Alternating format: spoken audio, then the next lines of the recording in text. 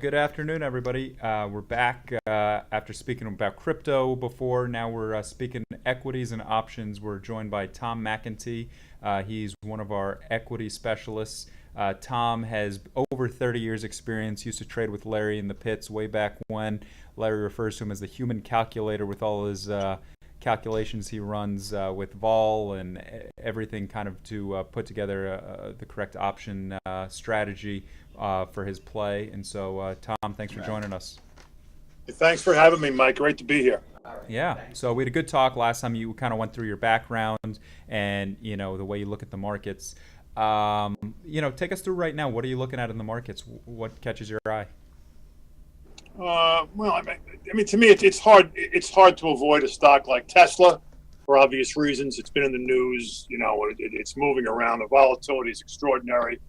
So I've got. I mean, I think you have a list of my trades that I put in the trade chat over the period of time. I got involved there. Done well. I think there's still a lot of trading to do there. I mean, this thing is.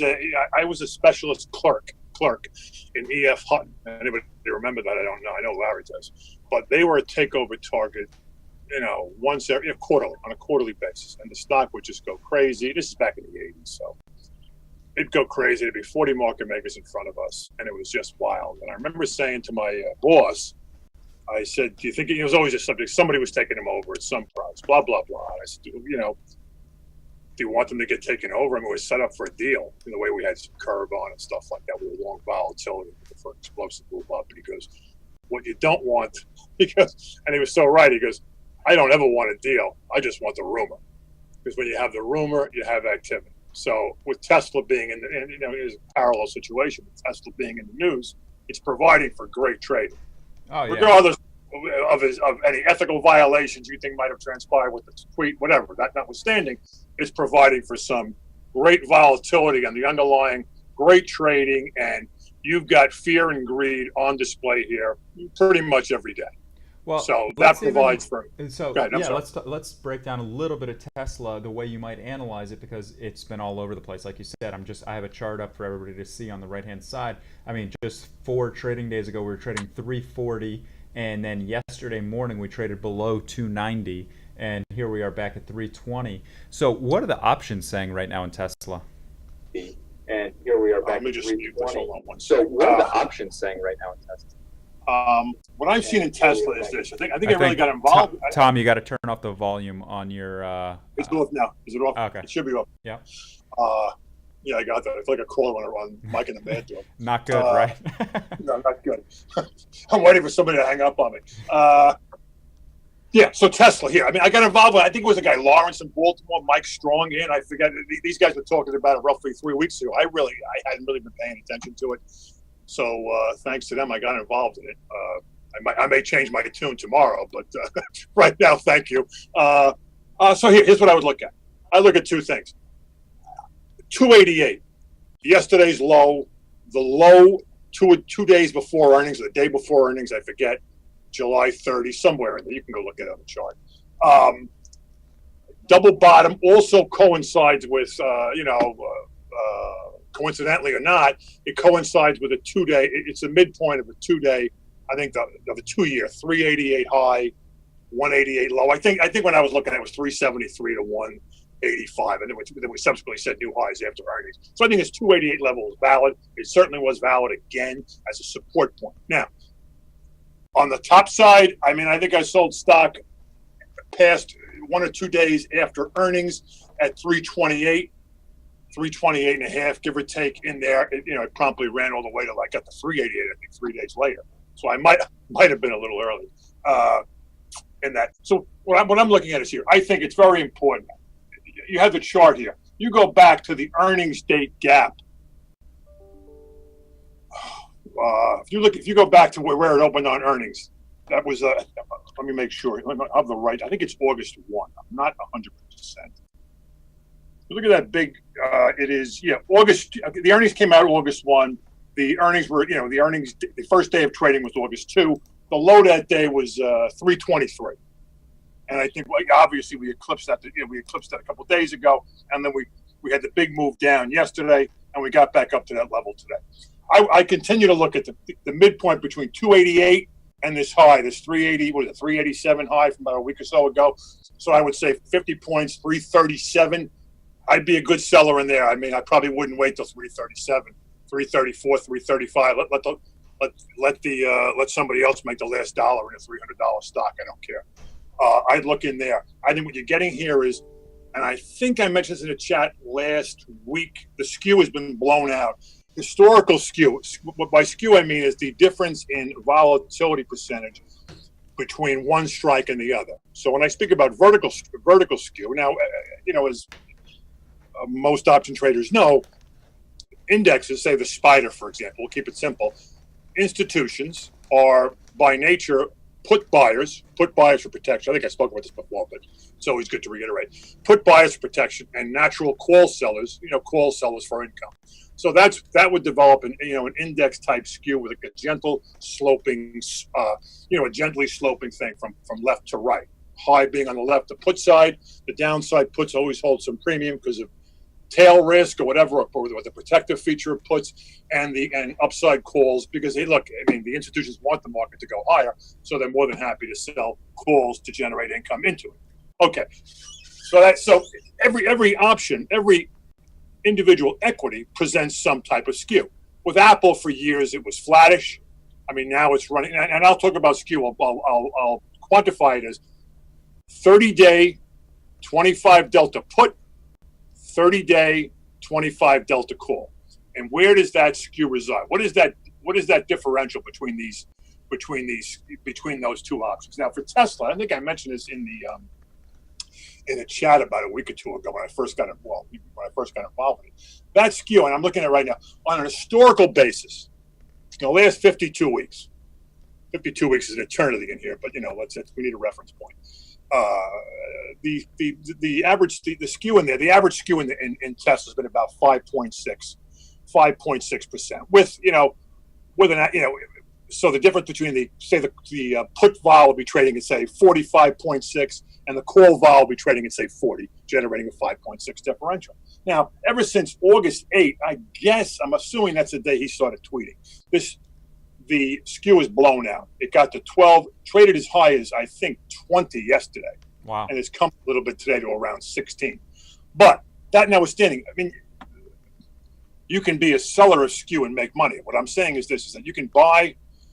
What I did was, and I put it in the chat, I didn't do the trade, so I'll just reference it. I'll point it out that way. I think I gave a recommendation of buying like the SEP 400 calls. Stock might have been 365-ish, somewhere in 366-ish. You can buy the call, sell a 325 put. That was a 25 at that time. That was a 25 delta call, and at that time, the 325 put was a 25 delta put. Now, notice the disparity. Now, to a layman, you would assume, well, the 25 delta put and the 25 delta call should be somewhat, fairly equidistant from the last sale. So if a stock's trading at 250 and the 25 delta call is 300. Well, the 25 delta put should be 200. Well, that'd be very, very simplistic. It's not that way. But anyway, in Tesla, it was so exaggerated that the $25 put was $41 out of the money, and the 25 delta call, actually a little bit less, was $34 out of the money. So you had some spread there on which to work. So you could have bought, say, two structures, buy two calls, sell two puts, and sell 100 shares of stock and been delta neutral. Now, you would have taken a little bit of pain the first 2 days, but even now that stock, that kind of spread's a big winner because you made about, what's the stock like? Just trying to say, the stock's about 318 or 320 right now. Right now, about 320. Yeah. So the stocks, I think that spread's currently, you get about a $3 winner on that because I think the spread's about $21.50 against you. Sold it for $180. It's 23, so about $21.50. It's 43. You're up about $3 in that spread. Another spread. Now that's vertical skew. That's still there to be kept. Now you could have been as aggressive as you wanted to be, and I think I stated that in the chat itself. So it's important. When I say something, it's just you want to do it one up. That would essentially make you short that call spread. You'd be short the synthetic call spread.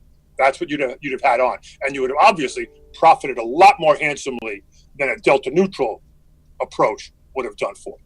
You would have made dollar for dollar all the way down. That spread would have gone from, at the time $30 to to whatever. You probably got down as low as about 12 or 13. I'm not quite sure, but you would have done a lot better doing it that way. But the flip side is, if the stock ran to 430, you got problems.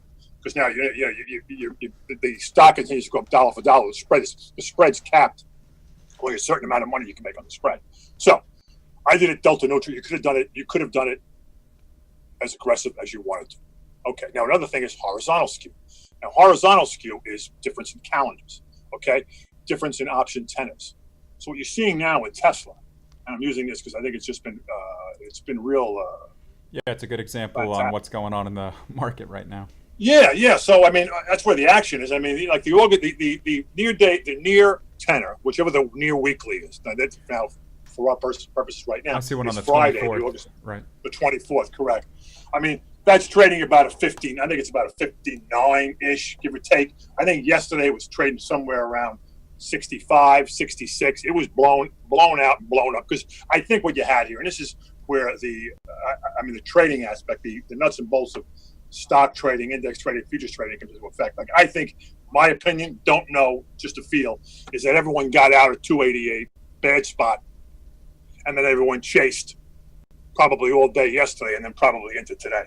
And that's kind of what you're having. Maybe it stalls out here, maybe it doesn't. Okay, so that vol might have been about 67 yesterday. So that's where I did a spread. I did two spreads, one on Thursday, one on Friday. I think what's my opinion on Tesla? Where can it go? I don't know. I kind of think he put a cap on the stock at 420. That might be as high as it can go. I think he inadvertently capped it, but that notwithstanding, I think I want to play the range. I want to play that 288, 338 range. I get it. It'll go $5 or $10 outside of that. I have no problem with that. No, I can't be that exact. But I want to play that range. So when it gets stretched, towards the low threes, I want to be a buyer. And I constructed, I think, two cheap upside looks. I think I bought the SEP 80s, regular way SEP 21 expiration, 380 calls, and sold this week's 345s at the time, I think on Thursday or Friday, delta neutral. I think I paid about 65 cents, 61, whatever the hell it was, 61, 63 cents for it.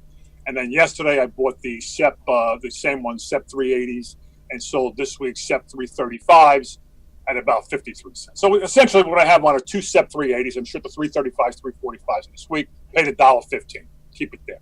We'll keep it simple. So what that is, now I'm right now, stock here, I'm short a little bit of delta. Okay? I have, I'll give you an example. I'll tell you how many deltas am I short. If I did 315 on 50, it's about 6 deltas per spread. Okay, so if I did 10 spreads, I'd be short 60. 60. I mean, if I did 20, I'd be short 120.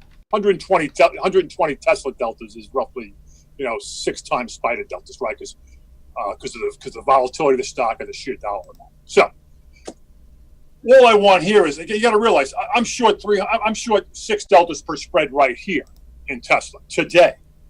The stock's 320.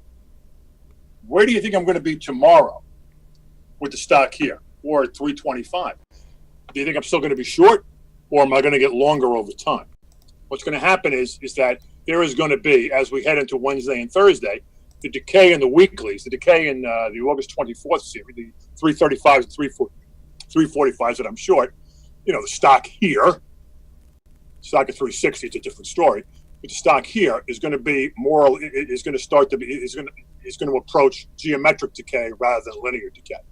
So I'm going to profit on that decay. So I want, for me, a home run in that spread. I might not leave it on that long. For me, a home run in that spread, on both those spreads, would be Tesla to go to 335. Because my August 335s, the ones that expire this week, the August 335 and 345s go out worthless. And the September 21st 380s, you go out at maximum value for the spread. I mean, the spread will be worth about 15, 24, about $5. The spread will be worth about $5. I'm not with a little bit of decay. It's about $5, and I paid $1 for the thing. So I'm going to get roughly 3.5x on that spread. That's what I'm hoping for. Obviously I'll adjust as time goes on. But those are the kind of spreads I look to do. X is another story. Netflix is a story. I mean, I did this, I think, last Tuesday, and I think it's in the chat, no question. Stock was trading right here, 341-ish. I went back and looked at volatility in Netflix, and this is just where I'm just trying to leverage volatility metrics with technicals. And now I'm normally not a big fan of trying to get short a stock that's come in about $80 and you go up the high, but I noticed something from a technical perspective. The chart was full of holes, just full of gaps. that had yet to be filled that I think, and I'm a firm believer that they all get filled one way or the other. So I kept looking at that, and I looked at volatility metrics. I went back 2 years, and volatility in there was as low as implied volatility in nothing was as low as it had been. To me, that is complacency. I mean, pure and that's complacency right there. No one's afraid of the downside because that's it. The downsides, we're washed out here, down 80. But the stock, even after that decline, to where we are right now, 340. I mean, from April, from the February, it bottomed on February 8th. That stock was 250, right? So it was 340, 90 points. It was up 36% from the February 8 low. This thing certainly hadn't been a laggard. This thing had gone, dare I say, parabolic between February 8 and whenever it topped out, the middle of June. So I said, the volatility was cheap, and I think I referenced this the last time I spoke here that I want to buy the cheapest thing on the board, and at that point in time, options were the cheapest thing on the board, and I got optionality in at a very, very cheap level. So I bought 2 of the September 320 puts and sold 1 of the 330 puts. I think I paid $1.50 for it. Now, what I'm looking for there is a hard move. I know what the break even is. The break even at expiration is 308.5. I think I'm waiting until expiration with that thing. I'm gonna give that thing 2-3 weeks. We'll see what plays and try and trade stock around. Now I got lucky. I bought some. I did buy some stock yesterday at 311.13. It was a spot for me, and I got out of it yesterday at 329. Now I'm still long the spread at $1.50. Now I bought this. It was funny. It was so much complacency, and that's a funny story. I think in the chat I had referenced when I put the order in. I said that I would need about 344 in the stock to get filled on that thing because it had a slight negative delta. I thought it would take me 344 to get short on that stock. I got filled right here at I got filled at like 339 in the stock. Not so bad. 24 hours later. Yeah, it was just amazing. Is that no one really? There was just no fear. I'll sell optionality. I'll sell these downside puts. I mean, I paid $1.50 for it. I scalped out half the deltas on the spread. I think right now it's roughly. It's roughly about 35 deltas per spread. I think it's about 30. About 35 deltas per spread. I scalped out half the deltas for about for a nice freaking trade down there just yesterday. I'm still long the thing at $1.50. We'll see what happens. I still got time. I still got till the middle of September. I kind of think in here it's probably a good spot to look at on the short side. But I want to have I still like that optionality. I think I'll get some more trades out of the stock, and that's another thing. I just didn't close out the option position. The option position is fluid. I could just trade the stock around. Now I got lucky. I didn't expect to do it and to be able to buy a stock at 311 3 or 4 days later. That's luck. I get that, but you got to you avail yourself of it. And if I find enough situations like that where I'm buying cheap volatility, where I think this speaks complacency, I want to do it as many times as possible. I ain't going to win all the time, but I mean. All I got to do is hit a few times. Take me through. I just brought up this chart of Macy's. That's something you put on before. So take me through your position there and what you were thinking, and that sort of thing. Yeah, sure. All right, Macy's. I know. Before earnings, I went out and looked at. I think, if I'm not mistaken, I'm just trying to think what I wrote in the chat. Yeah, Macy's. I do a lot of earnings studies, how stocks react. 2 days later, 3 days later, what I'm looking to buy and sell. What's the reaction 5 days later? Where does volatility go? Where does volatility reside? Because I want to know that if I buy volatility out a month, out 2 months, where is it going to be in 5 days? I don't want if I'm buying 60 volatility, is it going to be 50 in 5 days or is it going to be 35? Well, that's going to impact my decision. So I want to look at where it's going to reside. So I want to look at what the options market is pricing in for the move in Macy's. And I think at the time, let me just hit this stuff up thing in my chart for 1 second. I think the market was looking for the earnings. I'll tell you exactly. The implied straddle came out August 15th. What was that? Was that last week? Yeah, came out last week. I think the stock was 41. It's 41 and a half. Yeah, that's where 41. It was just before 41. Was that about right? Okay. Yeah, the implied straddle was, I think, about less than 9%. So I went back and I said, okay, well, it's coming out on Wednesday night. That was Wednesday. Was that Wednesday night? No, it came out Tuesday night. So I knew I had 3 trading days. I had Wednesday, Thursday, Friday. So if I'm a buyer or a seller of the weekly options, the one that expired on the 17th. Okay, I'm going to get all day of the 15th, all day of the 16th, and all day of the 17th to trade those options. And conversely, if I'm short them, I've got to be cognizant of that. There's going to be some risk attached with selling those things. So I went out and looked, and I found that the average move, I think I went back 8 quarters, and it's in the chat somewhere back on August 15, back on August 14 in the afternoon.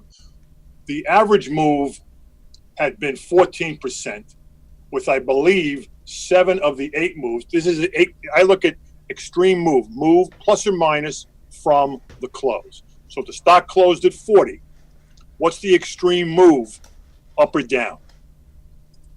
Within a 3-day period, because I have 3 days to be long and long or short those options. So in Macy's, it was a 14%. The average move had been 14% higher or lower than the earnings day close. And at the risk of having, one result out of the 8 skew the results for the average, 7 of the 8 quarters were 11% or better. So I'm saying, well, you know what? These 9% might be cheap in the strat, and indeed it was. I didn't do anything. What I did was I didn't do anything with the opening stuff. I just wanted to play the range, and I kind of liked the stock. Obviously wrong. I kind of like the stock, so I fashioned a call spread around, I think, the 46 line. So I was looking for like roughly. I was playing my numbers. I'm looking for 11% move on the upside. So I sold last week's 46s, this week's 46 and a halves, and I bought next week's 31, 47. So I think I paid a brace, like 2 cents for that, nothing, just to have it in. But I was wrong. And I was wrong. The stock went down to 35. Big deal. I rip up 2 cents. I'll be able to come back from that. Right, but that's the example of the way you can, work yourself into a trade that you think has a high probability of working, and you did it for a very cheap amount. Right. So then the stock trades down. I think what did it get down? It get down to 35, 30. I think it was 30. Traded down at a point below 35. It looks like the low. Okay. Yeah. So anyway, I put in a chat. I went back and I wanted to target August 14th's low. I think it was 39.30. So what I did was I bought the October 40 calls, sold a September 21 expiration, 39 calls, played a dime, paid a dime. I think I have it on. I think that's where it might have closed up at that, a couple of pennies on it. I think we get back to 39.30. This stock hangs around here. What do you think is going to happen to those SEP 39s? They're just going to, they're going to get tick-tocking away. I got with that spread because I have 4 weeks duration in between the 2 strikes. I got up to about 38. I got up to about 39.70 in the stock before I would turn down, which I'm more than happy to. I think the stock gets back to 39. With there, it's a home run. I'm betting 10. I'm going to make about 80. I'll make $1. So we'll see what happens. I mean, obviously, I got some time. I got 3 or 4 weeks to go, but that's a kind of cheap spread I like to avail myself of. Apple, the same thing. I mean, I'm probably a flat to a slight winner on this. Apple, vol, real low. Skew, non-existent. Volatility, real cheap. Stock, just gapping higher, no fear. Bullet holes all over the place. I mean, you got 207. There's a gap between 190, 197, even down below that. So I bought an OC 200 NOV 80 put spread. I think I paid 50 cents or 51 cents. Yeah, so take me through that, the OC 200 NOV 180 put spread. Yeah, I'm looking. I said, you know what? I just pulled up the chart so everybody can see. Yeah, fine. You got a chart of Apple up? Okay. Yep. It could be helpful if I got into that page. Hold on 1 second. You can go to it, but just keep the volume off. Oh, the volume's off. Yeah. You're dealing with, it's 2011 for me. You got to realize that. Okay. So in Apple, I'm saying, I see the holes. I mean, why can't? 190. I'm going to make a bet that it comes back to me. I want to make a cheapest bet as possible. I see like these OC 200 puts. I think I was paying. I don't know what that was paying. 14 volatile. Hold on 1 second. I'll tell you exactly. I don't like to guess. Yeah, I mean, these are the OC 200 puts are. Yeah, I could buy 21 vol now. Okay, but 20. I think I did. It was 20 inches. Whatever the heck it was. Okay, I'm looking at this. This is. I guess I'm more comfortable buying time, but I'll do whatever. I'll sell time if I think it's stretched out a little bit. So when I buy time spreads, say buy ox, sell September, like I did with Macy's, I'm essentially buying time. I'm buying a time spread, right? So I'm willing to, I'll go out direct. I think, or in Tesla, I'm buying September, selling this week. I'm buying that time spread because the volatility in the front month, I think, is really strong. In the front tenor is really stretched. I think I can buy a congruent delta neutral call spread at a real cheap volatility level. And I think that pairs up with some type of technicals I might be looking at. So that's the reason for Tesla. But in Apple, I see the exact opposite. I'm seeing I can, and for good reason. I mean, I could buy that Apple 200 plus. Like, I think I paid $1.60. I'd be right in here. I'm buying 21 vol, and I know November's an earnings month. So that's always going to be a little bit stretched, and rightfully so. But I can take in, I think I took in 7 clicks and skew, 7 points and skew. I always want to do something like that, where I can get all I need is, and I look at myself, I want to look at, hey, nothing happens or I'm dead wrong. What do I need in the next, I went out, so this is out, 8 weeks roughly. What do I need to happen in the next 4 weeks before I got to say, I got to really, really reevaluate this thing. I'm wrong, right? Because my risk is, and it won't come to that because I won't let it, is that we expire in October expiration at 200, and my October puts go out worthless, and I'm short the Nov 80 puts. I don't want that open-ended risk, obviously, so I'm going to do something before or immediately after that would happen to protect myself. I don't need to be short puts in this stock at these levels. So what I'm doing there is I think if I look out and I say, what do I need to happen in the next 3 or 4 weeks where I can make money? So I looked at it, by October, if this stock were to trade down to 207, and at the time when I put it on, it might have been 270, maybe $1 higher than it is here. If this stock can trade down to 207 by the end of August, I'd pay 50 cents for that thing. It'll be worth $1. It's a double. I'll do that all day. And I don't know what else would be able to sell. That's without moving the volatility. If this stock trades 207 in the next 10 days, volatility, I think, is going to be, I think at least pulsing a little bit higher than it is right now. So those are the kind of things I'm looking to do. I'm looking to find, like I said the last time we spoke 2 weeks ago, if I see a stock that might be stretched on the upside and depressed volatility-wise, I want to bet. I want to avail myself of cheap volatility to fashion a short side trade. And the same thing, and conversely on the downside, if I think a stock is depressed, letter X, I kind of think very depressed, and volatility is high, I want to be a seller and fashion it downward. But letter X is another one, and I'm all over the place here, but that's where my mind's going. Yeah, I just brought it up because that's letter X, another one. Okay, I've been trading this for a while. I mean, at $47, it was white knuckle time being short that, or being short on the options. Because it was 64. It was probably 64 volatility, give or take, 60 volatility. Now it's come in. I mean, I guess the whole tariff thing with Trump, it's below that price now. That's not working. The stock traded down through 29. I thought it would hold 34. Obviously, I was wrong. Went down to 29. And I looked at this Jan spread. I mean, I bought what's called a tree, and I got one on an Apple. So a tree is it's sort of like a ratio. It's sort of a cousin of the Netflix spread where I bought 2, sold 1. Here a tree is I will sell 1 strike, and in this instance, I'm looking for a hard move to the upside, some type of outside move to the upside, or it's just a cheap play. So in this example, you sold the 32 calls, you bought the 34 call, and you bought the 36 call. Correct. I think I paid 50 cents for that. Okay. And I think the stock was 29-ish, give or take, $0.50 at that point in time when I did it. So what I'm looking for there is, hey, what do I need to happen in the next? I'm out in January. I mean, that January is 5 months away. What do I need the next month for this thing to be be positive for me? Now volatility, as you see, continues to contract in there. So I think I paid 50 cents for it. I don't know where the heck it is now. 292.11. Yeah, it was about 65 cents roughly. This thing's a double with the stock. If this thing trades 34, I'm going to make 2x on that spread.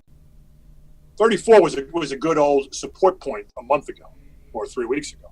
Now I'm just looking for if it can get back to there, I'll make 2x on that. My risk in the tree is I pay 50 cents. Okay, the nightmare scenario for me, and it's January, is the stock trading 34, right? Because my 34s and 36s go out worthless. and the 32s I'm short are worth $2. So the most I can lose, the most I can lose, if I leave the spread by itself, obviously, I can lose. I can screw up a lot. I can screw up a lot more on my own, so I don't need any help. The most I can lose is $2.50. My 50-cent right. debit, and the $2 the stock going out at 34, the cost of the 32 calls. But if this thing were to trade at 36 in the next, my break even, the way I look at that is, okay, what's my break even on that spread? Well, I got a 32, a 34, and a 36. Well, the width of the spread is they're all $2 apart. The width of the spread is 4, so 4 plus 2 is 6. So $38.50 is my break even at expiration, right? Because the 32s are worth $6.50, correct? Yep. The 34s are worth $4.50, and the 36s are worth $2.50. Okay, so the 34s and the 36s combined, 4.5 and 2.5 is 7. The short 32s is 6.5 is 50 cents. That's my debit, 50 cents. That's my break even at January expiration. You got to divorce yourself from January expiration. I don't need 38.5. Sure, because I get 34, right? I get 34 in this. It's I'm get like I said, I'll get 2 point something X on this. Obviously, the sooner it happens, the better. Sure. So I just want to buy distressed volatility, any type of distressed asset, and sell something like Twilio. I mean, take a look at that chart, TWLO. Give me 1 sec. Let me bring that up.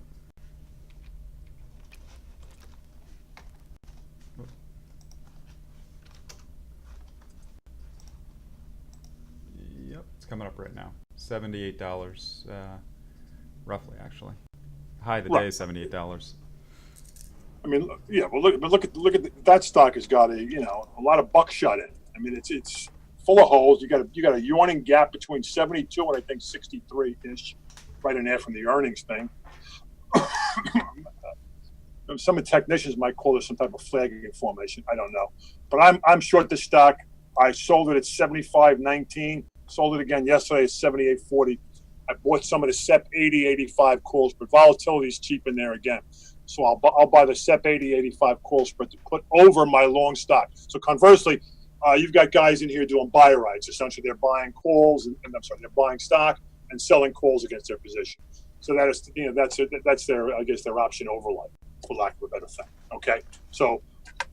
In a different way, on the flip side of that is you can do the same thing with options. Okay, you can be a seller of the stock. You can do the same thing on the short side. You can be a seller of the stock and put options as a long, some type of stopping mechanism above it. So I chose the SEP 80-85 in Twilio because of flat skew, low volatility. I got 4 weeks. I'm looking for some. I think I'm probably wrong. Usually am. I'm looking for some hard move to the downside, but I don't want to sit there and watch the stock trade $81 tomorrow when I'm just holding the bag. Right, so you're protected there. I'll buy a call spread to protect that. Okay, I'll try to avail myself of that because if the protection is cheap, I want to own it. That's all I want to do. I want to own it. So it gives me a real cheap look into the stock. So that's all I'm looking to do. Buy cheap options or and sell rich stocks. Buy cheap stocks and sell rich options. I was looking to do something in FXI last week or 2 weeks. Never got it off. I guess I'll have to wait. Or EEM. Some of the stuff that nobody likes. Gold is another one. GLD, but I kind of missed it down there, so I'll wait. I like these things. They're depressed. Nobody wants them. I like OIH. I'll probably do something in that. I'm looking to get involved in there. I just could never get anything off. But that's what I'm looking at. I just think that you're going to get an opportunity in these things. You always do. And I'm just looking for a setup where I think there's a high probability of success. Where I think if I think I have a high probability of being right in direction and a high probability of doing things at a cheap price, well, then I think by the binomial, if you utilize your binomial, I get a pretty good chance of success. And the way I'm trying to fashion it is to try to get more than one. I want to get like 2x on some of these things because I'm willing to. I'll bet a little bit, and I know what I'll bet a little bit to hopefully make a lot. And I think you're getting that opportunity right now. You're getting that opportunity, I think, in this. Volatility is probably the most distressed asset on the floor. The only thing that I think is still being bid up is skew, downside tail risk. And I think that kind of manifested itself, obviously, on a much smaller micro basis in Tesla. And you're seeing that, you're seeing that with that, then that skew blows up. If you know what you're doing and you try to protect, know where the exits are, you can be a seller of skew in there. I think I said that last week, and I'll say it again. If you can sell vertical skew and sell the stock against it, whatever you got to do, or sell horizontal skew. If they're giving it to you, you want to avail yourself of it. Because I've been a firm believer. I think Larry would back me up on this. Trading index options. Nobody knows when the crash is going to happen. It just happens. I didn't walk in on August. It's almost, is that 3 years ago? August 24th, 2015, Monday morning, and the S&Ps are down 110 handles. I wasn't ready. I wasn't ready. I always have puts, but I wasn't looking for that. So I don't think anyone knows when the crash is going to happen. So when people are bidding up tails, people are bidding up downside, I think I want to be a seller. I'm not saying they're wrong, but I think I can scrape out some pennies along the way. That's all I'm looking to do. And I think you have an opportunity to do that in a lot of these stocks right now. Yeah. Yeah.